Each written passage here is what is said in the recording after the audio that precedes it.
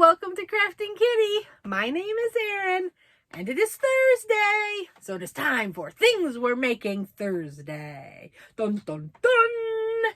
So this is a collaboration between a couple of channels here on YouTube. It was begun by Jenna from Jenna's Stitches, Heather from Strings and Threads, Jess from J Hook Magic, Darla from It's in the Bag Crochet with Darla, and I joined in, and Tiffany from CMM Designs joined in. I need to take a breath there. And then also Brandy from Bee's Crafty Corner joined in. And then I also believe Linda is going to be joining us, but I have not written down Linda's channel. I just wrote down Linda. So that is my mistake. I will get that information though. And this month, so the gist of this is that each month we're going to pick a free pattern and work on it together. Each separately, but all at once. So we can have some camaraderie and help and a little sounding board when we need it, which we kind of needed it a couple times with this month, I'll be honest. So this month we chose the Heartthrob Blanket. And it's a Yarn Inspirations pattern by Marley Bird. And I've got notes all over it. That's just what I do. It's a well-used pattern. You can say that for sure. And it was touch and go there for a while. I didn't think I was going to do this. But I have done it. I have completed it in time. And like many of the other ladies, I decided it didn't need the border. So I left the border off. It's a pretty standard shell border around the edge, and I thought it just looked clean enough with the lines. So that's what I left it as. But here I have a picture of it on the floor, and once it was on the floor, the kids went wild playing on it. So there is some dog hair and whatnot. Oh, and the pattern for next month has hit the ground. Let's see if and I've even got it held properly.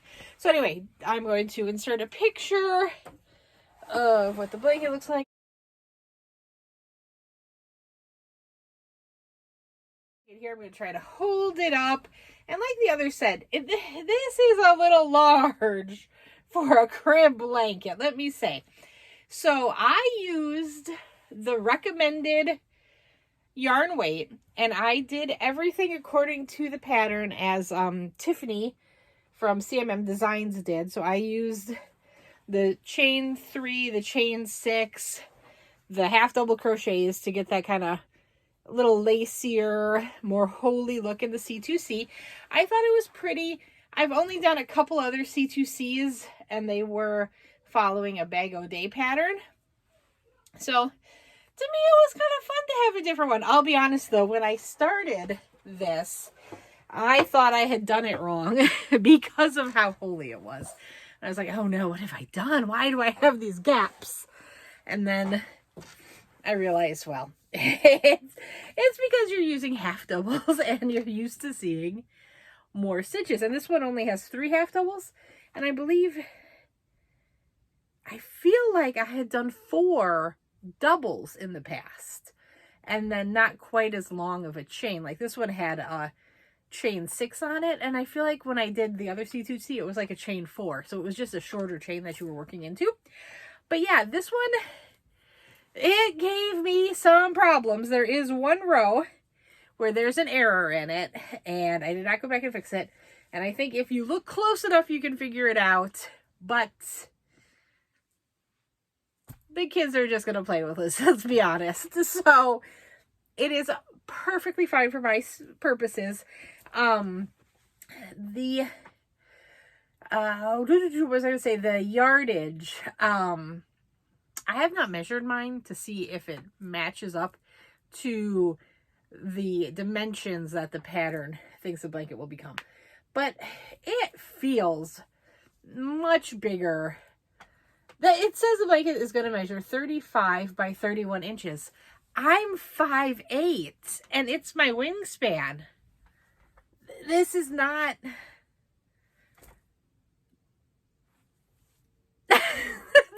doesn't add up. But the Jenna was mentioning she thought it was strange that the yardage. So I did not use Red Heart. I used, this is Big Twist in medium rose. So the dark pink is Big Twist in medium rose. This is Big Twist Value. Big Twist Value in white. The Red Heart here is where I have, and there I think you can see my oopsie row. The is leftover red yarn from my holiday cheer blanket. It was, you just used a touch of that. That was not much at all. And my my purple here is a Karen 1-pounder in the colorway Fig. The so I did notice there are weight variances in the yarn. My Karen 1-pounder is a much thicker 4 than the Big Twist. And of the 3 varieties of yarn, the Red Heart was the thinnest. And then for some reason, I feel like the pink was a little thicker than the white Big Twist. Who knows? But so the pattern says 3 skeins of petal pink, which was going to be their the Fig. If you do the math out, I thought I'd be playing Yarn Chicken with my 1-pounder, and because 3 skeins is over 900 yards, it's nearly 1,000 yards. So I was like, oh, this is a thicker yarn. Oh, I don't know. I'm gonna play Yarn Chicken. I have about half of the pound left. I used half of the yarn. So I don't know. This is what I have left on my second white. So I used about 1.5 whites. And then I had much, much less left in my pink, but I've already chucked that in my Sophie bag. So I don't have that with me. But that skein was much floppier. I would say I used about 3/4 of the second skein. And like I said, of the red, I already had a partial skein, and it didn't feel like I used very much of it at all. It had the Red Heart Jumbo, and it's still a pretty jumbo up there. But yeah, like I said, but it is, dimensions wise, it is much bigger. This is not 35 inches. This is wingspan. The other side is not quite wingspan, but it's still, I don't know. I could go hold it up to Chomps or something. Overall, it was fun but frustrating. I had trouble. At one point I realized I was counting the wrong way. Like on C2C you go diagonal, and then you go down, up, down, up, down, up. And at one point I had miscounted and was going down when I should have gone up. Ripped that out. The one that I messed up, where I have still the mistake in the blanket, is a couple of times, for some reason, I did my chain 3 single crochet into, I did my, you do 3 half doubles, then you single crochet into the next chain, then you chain 3, and then you do your half doubles. So I don't know how I did it, but I single crocheted, and then instead of doing the chain 3 and doing the half double crochets in that same little loopy chain, I skipped and went up 1. So I skipped a stitch. So when I got to the end of the row, I was like, wait, I need 1 more stitch, but it wasn't there. And then I went back and counted, and all of my numbers were correct. I was like, what? And I couldn't figure it out. So I just said, just move on. So I did. And then it was on the pass back that I saw, wait, that shouldn't be there. So how I fudged it is I just shoved an extra square in to kind of zhuzh things up. And you can see a little weird hump in my L. That's where I shoved the extra stitch in. And then just everything aligned properly on the way up. And we were fine. It all worked out in the end. But that was just a complete brain malfunction on my end. But yeah, otherwise this was fun. I think the blanket is pretty. I'm glad we all stuck to it, even though most of us had frustrations. I know Brandy had to stop mid-month, but we all understand those circumstances, and it's totally fine. I'm so happy she's going to join us for February. So let's talk about February. This blanket's warm on my lap. I like it. So I have to collect my papers off the floor. We are doing another free pattern from Yarn Inspirations. It's called It's a Hoot Owl Container. And it's a cute little owl basket. Look at that. So I only have a black and white printer. So the other ladies have a color picture, but basically it's a tawny owl with some white eyes and then a beak. And it's just fun. This is done with, they want you to do 2 4-weights held together. So I'm debating if I want to do 2 4-weights held together, or so the main basket is, and then I believe the eyes and the little beak appliques are just 1 4-weight. I don't believe you double up on that. Yeah, 1 skein each, soft white and warm brown. So yeah, I think those are just 1 normal knitted.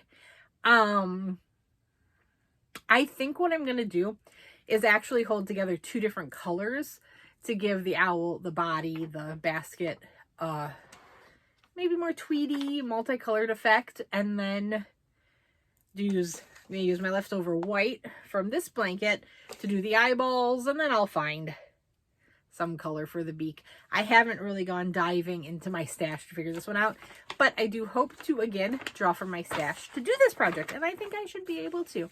So, again, if you would like to join us in this project, we would love to have you. Please feel free, if you are not a content creator, to email pictures of your projects to any of us, and we're happy to slide them in our videos. Or if you are a content creator, just tag us or shoot one of us an email and say, hey, I want to join in, and we'll be sure to mention you. And I've got a playlist going where I'm linking everyone's videos when I catch them. I think this week I have not seen Darla or Jess put up their videos yet, but I will check as soon as I'm done recording. So yeah, you can see everything that everyone's been doing so far. I feel like there's something else I should be saying, and I don't know. So how about everybody has a wonderful night, and I will see you tomorrow. Bye-bye! I'm back. I totally remembered what I had forgotten to say, which was I wanted to remember that Maria sent me a picture of the blanket she's working on as well, and it is gorgeous. At the time she sent the picture, she was about halfway done, and she is using DK yarn. So the pattern calls for a 4-weight. She's using a 3-weight and a 4mm needle crochet hook. And it is just so fun, and I am so, so glad that you decided to take the leap and join us. Join us. Yeah, I think that sounds right. Join us.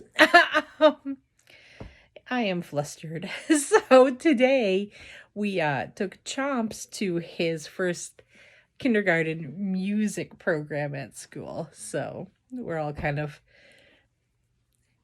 riding the high of that performance. So bye-bye, and thank you so much, Maria. I am going to insert a picture of her lovely blanket here. I'll see you later. Bye-bye.